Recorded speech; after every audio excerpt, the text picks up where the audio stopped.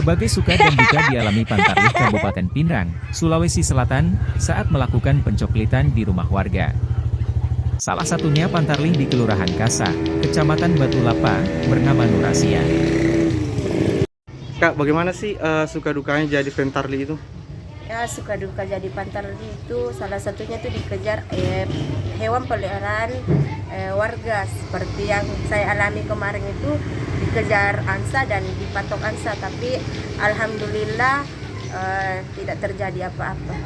Selain itu kadang ditolak sama pemilik rumah tidak? Kalau ditolak alhamdulillah tidak pernah, tapi cuman terkadang kita tidak menemukan yang punya rumah, karena rata-rata di Kelurahan Kasa itu pekerjaan warga itu petani, makanya sekitar malam baru sampai di rumahnya.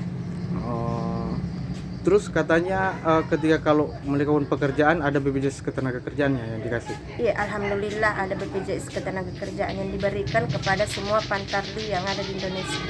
Oh, oke.